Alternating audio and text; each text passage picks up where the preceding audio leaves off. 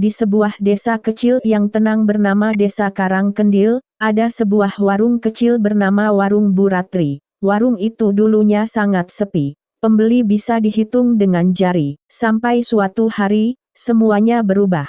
Dalam waktu 3 hari saja, warung itu selalu penuh. Orang-orang sampai rela antre dari subuh.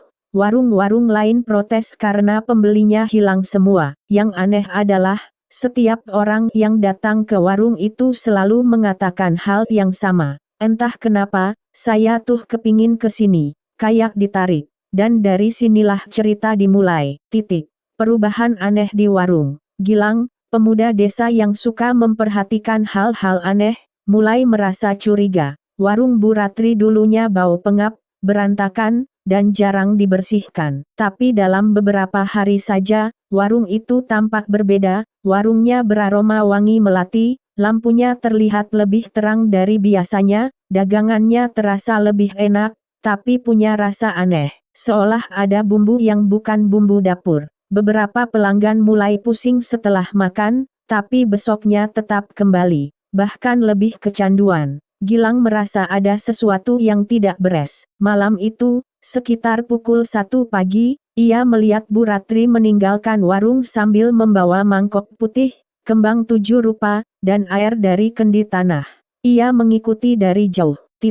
Ritual di sumur tua. Bu Ratri berjalan ke arah sumur tua di belakang warung, sumur yang sudah dipasangi larangan warga karena konon menjadi tempat penunggu. Dari balik gelapnya malam, Gilang melihat Bu Ratri duduk bersimpuh, meneteskan air mata, lalu berbicara ke arah sumur. Suaranya bergetar. "Mbah, saya sudah kasih sesajen. Tolong, bikin warung saya tetap ramai. Saya tidak mau lagi miskin." Dari dalam sumur terdengar bunyi air beriak, padahal angin tidak berhembus. Lalu muncul suara lirih, seperti napas seseorang. "Kalau mau dagangmu tetap ramai, tambah tumbalnya." Gilang membeku. Bu Ratri menangis semakin keras. Saya nggak mau lagi, Mbah.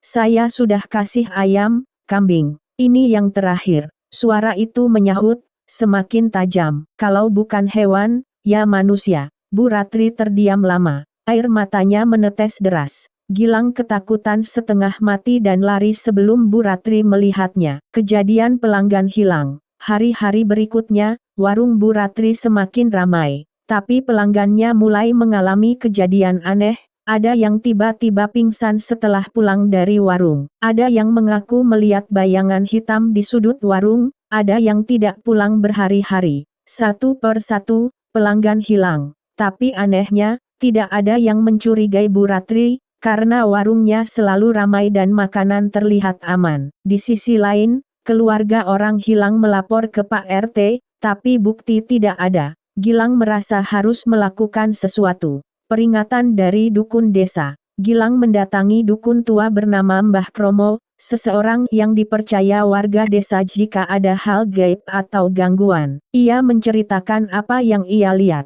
Mbah Kromo terlihat sangat marah dan ketakutan. "Anak muda, kamu nggak tahu apa yang kamu saksikan. Sumur itu dihuni Kiai Jagat, makhluk penunggu yang suka menawarkan kekayaan dengan imbalan nyawa. Sekali orang menyetujui perjanjian, dia nggak akan bisa berhenti, sampai nyawanya sendiri yang diambil." Mbah Kromo langsung mengajak Gilang ke warung Bu Ratri malam itu juga. Pengungkapan ritual tumbal. Warung sudah tutup, lampu redup, pintu sedikit terbuka. Dari celah pintu, mereka melihat Bu Ratri duduk bersimpuh di lantai, memegang boneka jerami, rambut manusia, dan segenggam nasi kuning. Ia merapalkan mantra sambil bergetar. "Ambil dia, biar laris terus." Tiba-tiba bayangan hitam tinggi besar muncul di belakangnya. Makhluk itu menyorongkan tangannya seperti menagih sesuatu. Gilang dan Mbah Kromo memutuskan menerobos masuk. Mbah Kromo mengangkat keris pusaka dan berteriak, "Sudah cukup, Jagat.